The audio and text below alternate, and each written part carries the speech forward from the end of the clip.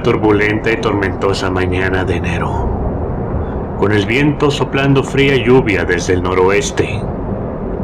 Había muy pocos pasajeros en el tren de Great Southern Boat a Port Hampton aquella mañana, pues no era el día que uno elegiría, si podía evitarlo, para un viaje a través del Canal de la Mancha, sobre todo porque el telegrama de la costa en el tablón de anuncios de la estación proclamaba que el canal estaba agitado y tormentoso. Faltaban 3 minutos para la salida del tren. Un pasajero salió corriendo de la oficina de reservas, un hombre de unos 40 años, con barba y bigotes rubios, llevando una pequeña bolsa de Gladstone.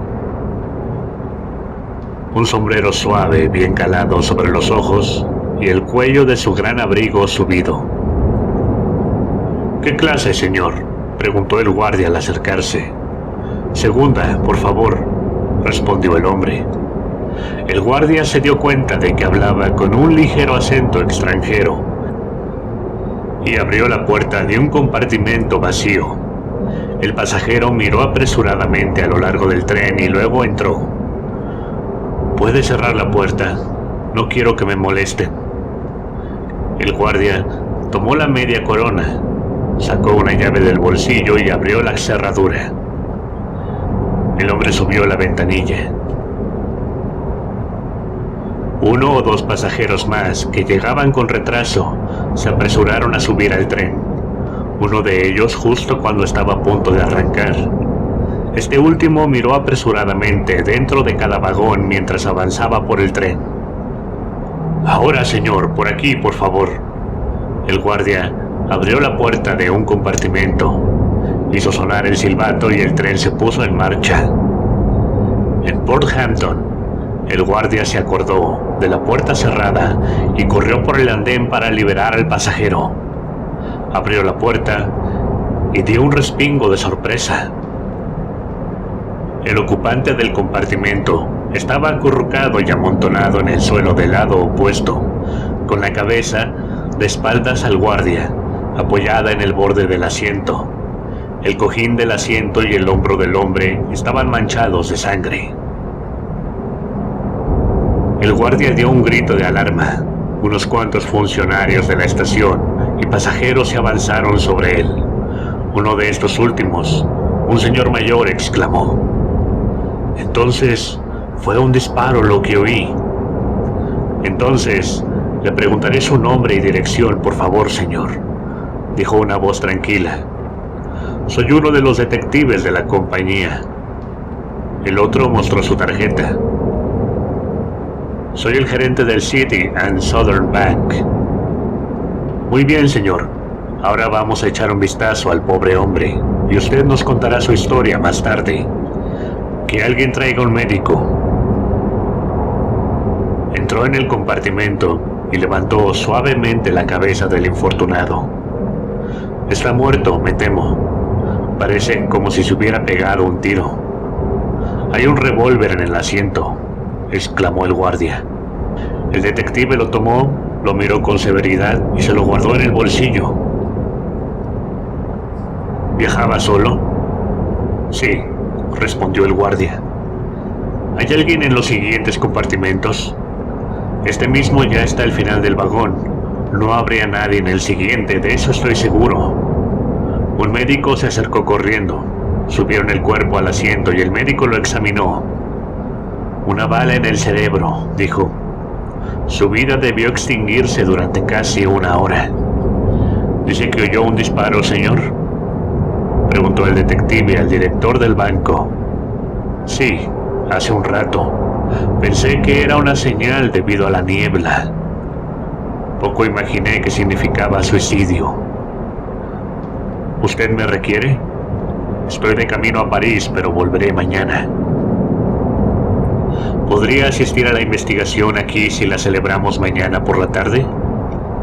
—Por supuesto. Sonó el silbato del vapor y el pequeño grupo de pasajeros se alejó a toda prisa. El detective miró al doctor, enarcando las cejas. —¿No le parece extraño, señor? —preguntó. El médico asintió. «Medio minuto», dijo el otro. Salió corriendo del vagón. «Jenkins», dijo a un subordinado en la plataforma, «es una suerte que estés aquí. Quiero que subas al barco y cruces en él. Trae una relación de todos los pasajeros si puedes. No alcanza la veintena». «Muy bien, señor». El detective volvió al carruaje. «Tengo entendido que se encontró un revólver», dijo el doctor. «¿Dónde?» El otro mostró el lugar exacto del asiento donde había estado el arma. Luego la sacó de su bolsillo y se la mostró al médico. Este la examinó. «Como dice usted, es extraño», dijo. «¿Ve lo que tiene en la mano derecha?» El detective miró. «Un pañuelo», exclamó. «¿Se ocupará de llevar el cuerpo a la sala de espera, señor? Es mejor que yazca ahí. Examinaré la ropa después. Primero tengo trabajo que hacer aquí».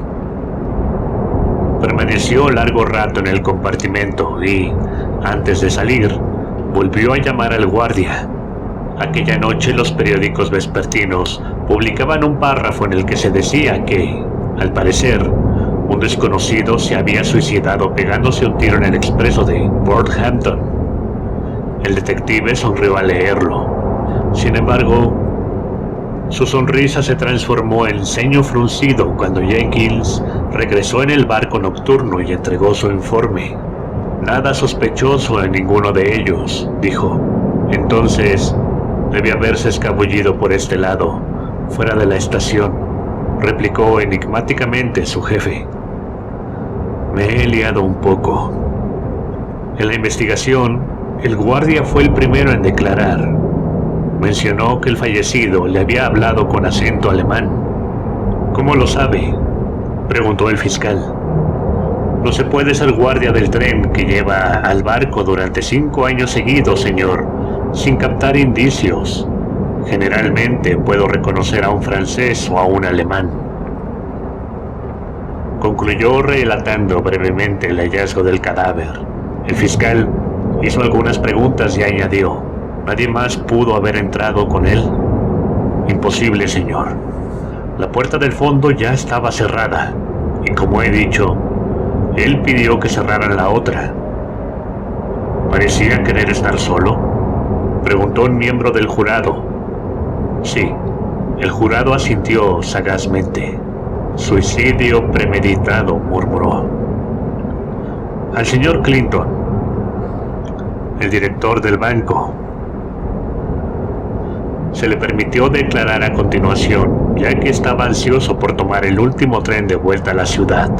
Yo viajaba en el compartimento contiguo al del difunto», dijo, y estaba medio dormitando sobre un libro cuando oí un ligero ruido.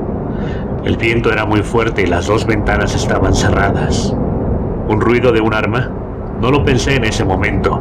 Había otros 3 pasajeros conmigo, y todos imaginamos que probablemente se trataba de un detonador en la línea, como los que se utilizan en las nieblas, o para avisar al conductor de que una cuadrilla de hombres está trabajando. Como me interesan los asuntos ferroviarios, me levanté de un salto y miré por las 2 ventanas. No se veía nada, y el tren no disminuyó la velocidad. Así que no volvimos a pensar en ello hasta que me contaron en Porthampton lo que había ocurrido. ¿Cuándo oyó el disparo? Una media hora después de salir de Londres. Luego vino el médico. Declaró concisamente que la muerte había sido causada por una bala que había penetrado en la cabeza del difunto por la sien derecha, atravesando el cráneo y arrastrando un trozo de hueso por el otro lado. Estuvo de acuerdo en que el tiempo transcurrido podría coincidir razonablemente con el disparo que el señor Clinton había oído, y describió cómo encontró el cuerpo tendido en el suelo cerca de la puerta del fondo. ¿Cómo naturalmente habría caído un hombre después de dispararse?, preguntó el miembro del jurado que había hablado antes. «No lo creo», respondió el médico brevemente. Una sensación extraña recorrió el tribunal. «¿Por qué no?», preguntó el juez de instrucción. Hay circunstancias en el caso que son desconcertantes. La herida estaba justo en la posición probable para un hombre que se habría disparado a sí mismo con un arma, sosteniéndola en su mano derecha con la boca contra la sien. La muerte debió ser instantánea, pero lo extraño es que el fallecido estaba sujetando un pañuelo con la mano derecha y que no había marcas de pólvora alrededor de la herida. El disparo debió efectuarse a una distancia mayor. Pero, dijo el fiscal, tengo entendido que se encontró un revólver en el compartimento. Se encontró antes de que yo llegara al lugar, respondió el médico, y el próximo testigo le dirá más al respecto. No es de mi incumbencia profesional aventurar especulaciones, pero sí digo enfáticamente que, en mi opinión, no se trata ciertamente de un caso de suicidio. El detective corroboró lo dicho por el médico. Háblenos del revólver, por favor, dijo el fiscal. Estaba tirado en el asiento, lejos del fallecido. Estaba cargado en todas las recámaras y no había sido descargado recientemente. El cañón estaba bastante limpio por dentro. Examiné cuidadosamente el compartimento. Continuó. Y, aunque, como le he dicho al doctor, la bala atravesó el cráneo, llevándose un trozo de hueso, no pude encontrar ni hueso ni bala en el vagón. ¿Estaba abierta la ventana?, preguntó un miembro del jurado. Sí. En el extremo donde había caído el cuerpo, la otra estaba cerrada. Sé lo que implica su pregunta, pero si alguien hubiera disparado al hombre desde fuera de la ventana abierta, la marca de bala se habría encontrado en el extremo opuesto del compartimento. Si, por el contrario, la bala, después de penetrar en el cráneo, hubiera salido por la ventana abierta, el disparo tendría que haber sido efectuado por dentro, lo que parece imposible. Sobre todo porque ambas puertas se encontraron cerradas, y el asiento no podría haber abierto la otra ventana desde fuera y luego disparado a través de ella. ¿Cuál es su opinión entonces?, preguntó el fiscal.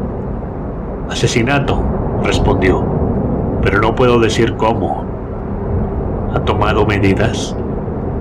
En la medida de lo posible. Declaró además que no había ninguna pista para identificar al muerto. No llevaba papeles, su bolsa solo contenía ropa, y su ropa blanca no estaba marcada. Nada más. El testigo dudó. Había algo que podría ser una posible pista, señor, pero le pediré que no me haga mencionarlo de momento. Se hizo un aplazamiento de 15 días a petición de la policía, pero en el aplazamiento el detective dijo sin rodeos que no tenía más pruebas, y el inspector de policía encargado del caso se mostró igualmente resistente. Finalmente el jurado emitió el extraño veredicto de encontrado muerto, al parecer, por un desconocido, y los periódicos se refirieron al caso como otro misterio ferroviario sin resolver. Hasta aquí la historia. La continuación me la dio el mismo hombre que desveló el misterio, ahora retirado de los negocios con una cómoda pensión. Un día me estaba contando algunas de sus hazañas, cuando mencioné por casualidad el asesinato de Port Hampton. Fue un asunto curioso, le dije. Nunca lo resolvió, ¿verdad? Llenó y encendió su pipa pensativamente. No puedo decir que no lo hiciera, contestó, pero no se me permitió obtener el crédito de ello. La policía oficial me detuvo. Miré, sucedió hace 5 años y está olvidado. No me importa contártelo, si usted quiere. Mejor empiezo por el principio, continuó. Desde un comienzo estuve bastante convencido de que el asesino, si es que lo hubo, Había estado en el tren y probablemente nos había dado esquinazo en la estación de Port Hampton, pero tenía muy poco en lo que basarme. Sin embargo, como una especie de desesperada esperanza, se me ocurrió que podría descubrir algo si encontraba el lugar exacto de la línea ferroviaria donde el director del banco, el señor Clinton, había oído el disparo. Había dicho que fue media hora después de salir de Londres. Corrí a la ciudad la mañana siguiente a la investigación y lo llamé. ¿No puede recordar exactamente en qué punto de la línea fue?, le pregunté. Se quedó pensativo un momento. Déjame ver. Sí, puedo. Pasamos por la estación de Hazleton, más o menos un minuto después. Hazleton, exclamé. Un pueblo grande, creo. Ahora, Sir Clinton, cuando miró hacia afuera, ¿está seguro que no vio a nadie en el estribo, por ejemplo? Seguro. No habría podido evitar ver a alguien si hubiera estado ahí. Miré a ambos lados de la vía. Tomé el siguiente tren a Hazleton, decidido a patrullar la línea durante 1 milla o más o menos desde la estación. Era solo una remota posibilidad de encontrar algo, quizá incluso un arma. Pero fue una búsqueda infructuosa, así que, dándome por vencido, decidí buscar un lugar donde refrescarme. Un camino corría paralelo a la parte superior de la línea, bastante cerca. Trepé por las empalizadas para caminar más fácilmente y me metí en la carretera. Había unas cuantas casas pequeñas, casi nuevas, del tipo de las villas suburbanas, pues Hazleton se estaba haciendo un nombre como barrio pintoresco, ya que estaba a solo media hora del camino a la ciudad. Mientras caminaba, pensando que el tren debía de estar pasando cerca del lugar en que ocurrió la misteriosa tragedia, mi mirada se posó en el poste de una de las villas. En él estaba escrito el nombre de la casa, Los Arces. Me sobresalté y le diré por qué. Recordará que en la investigación declaré que había una pequeña y posible pista que deseaba guardar para mí. En el bolsillo del hombre asesinado había encontrado un número reciente de un periódico, en cuya portada exterior estaban garabateadas a lápiz esas mismas palabras, Los Arces. Inmediatamente tomé la decisión. Me dirigí a la única tienda de periódicos del pueblo e hice algunas averiguaciones. ¿A qué hora podían entregarme el periódico de la mañana? Me dijeron que el tren del periódico llegaba bastante temprano y que el chico empezaba su ronda a las 7. Me puse a charlar, llevando la conversación hasta Los Arces. Sí, enviaban periódicos a ese lugar. ¿Quién vive ahí?, pregunté despreocupadamente. Extranjeros, creo, señor. No llevan mucho tiempo en Hazleton. He olvidado su nombre por el momento. Evidentemente estaba sobre la pista. A veces, la audacia es la mejor acción para descubrir cosas, así que decidí llamar a Los Arces. La cuestión era esta. El papel encontrado en el hombre evidentemente había sido dejado en esa casa la misma mañana en que fue asesinado. La deducción obvia era que el pobre desgraciado había estado en la casa. Abrió la puerta una joven rubia de rostro pálido y angustiado. Vi de un vistazo que había estado llorando. «¿Qué es lo que quiere, por favor?», preguntó nerviosa, con un fuerte acento extranjero. Enseguida fui al grano. Información sobre un compatriota suyo que salió de esta casa el martes por la mañana temprano y fue encontrado muerto en el expreso de Port Hampton, dije. Juntó las manos y lanzó un pequeño grito. Ah, exclamó. ¿Es usted de la policía inglesa? No exactamente, respondí. Estoy al servicio de la compañía de ferrocarriles. Ella vaciló. Pensé que estaba a punto de desmayarse. Luego, recuperando la compostura con un esfuerzo, dijo: ¿Quiere pasar? No tema, no hay nadie en la casa. Me condujo a un salón, se sentó, retorciéndose las manos, y dijo en voz baja: Era mi hermano. Su hermano. Pero si lo sabía, ¿por qué no lo identificó? Ella negó con la cabeza. Tenía miedo de que me mataran a mí también, Himmel, pero no sabe usted lo que estoy sufriendo. ¿Entonces sabe que lo asesinaron?, pregunté sorprendido. Ella asintió. Lo vi. Me ha perseguido desde entonces. Fue terrible y no pude hacer nada. Pobre André. Vamos, le dije. Tiene que contármelo todo. Puedo ser su amigo. Pero... es a la policía a quien temo. Y a los otros usted no lo sabe. Mi querida joven, le aseguro que no tiene nada que temer de la policía. Están ansiosos por encontrar al asesino. Y, si usted lo sabe, puede ayudarles. Ella volvió a negar con la cabeza. No lo entiende, dijo. Hubo una larga pausa. Luego volvió a hablar con más calma. Se lo diré. Ya que ha descubierto tanto, me lo temía. Me llamo Cambon.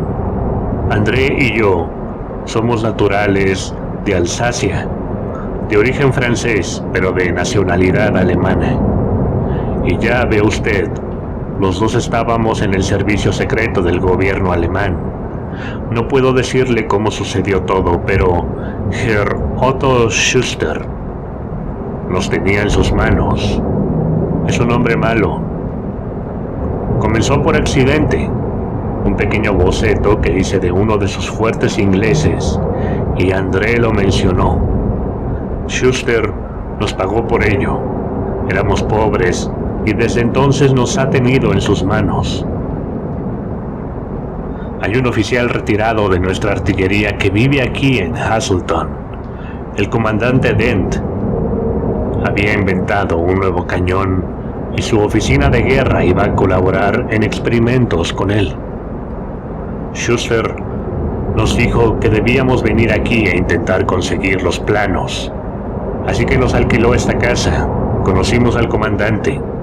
Le enseñé alemán a su hijita y conseguí los planos e hice una copia aproximada.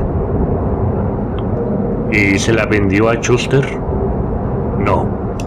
Por eso sucedió todo. Fue Pierre Dupré quien interfirió. ¿No lo conoce? Es uno de los espías más astutos del gobierno francés y descubrió lo que hacíamos. Vino aquí y vio a mi hermano, justo cuando estábamos a punto de enviar los planos a Schuster. Apeló a la filiación francesa de André, le suplicó, le injurió por ser un falso alsaciano, pues muchos de nosotros seguimos odiando a los alemanes, aunque les obedezcamos. Y André se dio. Le dio los planos a Pierre Dupré, y Dupré debía pagarle 20.000 francos a su orden en un banco de París. Teníamos la intención de retirarnos entonces para alejarnos del poder de Otto Schuster. Eso fue el lunes pasado. Y Dupré se llevó los planos a Londres. El martes por la mañana temprano llegó el aviso, por el primer correo. Lo envió Pierre Dupré. Decía que Schuster se había enterado y aconsejaba a mi hermano que se fuera inmediatamente a París. Apenas hubo tiempo de organizar nada, pues André vio que debía tomar el siguiente tren a la ciudad para tomar el barco expreso. Metí algunas cosas en su bolsa y él metió su revólver. Estaba muy nervioso y temeroso de Schuster, y dijo que debía tener el arma preparada durante todo el viaje. Yo debía seguirle dentro de unos días. Entonces, acordamos una señal. Para que yo supiera que había tomado el expreso, debía agitar su pañuelo desde la ventanilla cuando el tren pasara por esta casa. ¿Puede usted adivinarlo ahora? Schuster debió seguirle hasta el tren, pero llegó demasiado tarde para subir con él. Me quedé de pie frente a la puerta, esperando. Entonces, el tren se acercó y vi a André asomado por la ventana, agitando su pañuelo. Yo también agité el mío. Schuster debió de verme hacerlo y evidentemente eso le hizo pensar que André se asomaba por el vagón y que se le ofrecía una oportunidad inesperada de matarlo. Porque de repente, justo cuando el tren estaba frente a la casa, vi la cabeza y el brazo de un hombre salir por una ventanilla 2 compartimentos detrás de mi hermano. Algo brilló en su mano. Se inclinó hacia adelante. Apuntó a André. Hubo un fogonazo. Y vi a mi hermano caer de espaldas en el vagón, mientras Schuster se retiró inmediatamente al suyo. Ahora comprendía por qué no se encontraron restos de hueso ni de bala. Esta última atravesó la cabeza de Cambon mientras estaba fuera del carruaje. Pues bien, con fuertes argumentos convencí a su hermana para que me acompañara inmediatamente a la ciudad. Ahora que había contado su historia, una nueva idea parecía haberse apoderado de ella. La fase del miedo estaba pasando. La venganza ocupaba su lugar. Sí, iré con usted, dijo. No me importa lo que la policía haga conmigo, si encuentran a Otto Schuster. Pero yo tenía mis dudas y no dije nada. Fue como esperaba. El inspector jefe de Scotland Yard tomó nota de la información sin hacer comentarios. Pensó unos minutos y luego dijo: le pediré que se quede aquí un rato. Voy al Foreign Office. Se trata de un asunto muy peculiar y no puedo tratarlo sin asesoramiento. Al cabo de una hora estaba de vuelta. Tenía una sonrisa sombría. Se volvió hacia Fraulein Cambon. Va a ser una satisfacción para usted saber que cualquier acusación contra usted por robo de secretos valiosos ha fracasado. El comandante Dent no es tan ingenuo como usted suponía. Sus dibujos estaban bajo llave en la oficina de guerra. Pero reaccionó ella, asombrada. Lo que usted copió eran viejos diseños sin ningún valor, interrumpió él secamente, como sin duda descubrirá M. Dupree dentro de poco. Ella saltó de su asiento. Así que André ha sido asesinado por nada. Pero encontrarán a ese Schuster. Ustedes, los policías ingleses, son tan listos. Lo colgarán, seguramente. El jefe hizo un gesto con la mano. Señora, mis instrucciones son simplemente que abandone el país inmediatamente. Con el resto no tenemos nada que hacer. Cuando uno entra en el servicio secreto de un gobierno, asume todos los riesgos, y usted y su hermano deberían haberlo sabido. Comprenderá que nosotros no podemos hacer nada y que usted no debe seguir adelante. No encontrarán a Schuster. ¿No vengarán a mi pobre hermano?, gritó ella. Él negó con la cabeza. Entonces, vengaré a André yo misma. No descansaré hasta que... El jefe la interrumpió. Evidentemente tenía poca simpatía por los espías. Puede hacer lo que quiera, señora, pero le advierto que no debe ser en este país. A menudo me pregunto si cumplió su amenaza o no. En todo caso, Otto Schuster, el agente del servicio secreto alemán, fue encontrado apuñalado por la espalda en una de las estrechas calles de Genova, menos de un año después. Y a veces he pensado que puede haber sido la secuela del misterio del barco expreso de Port Hampton.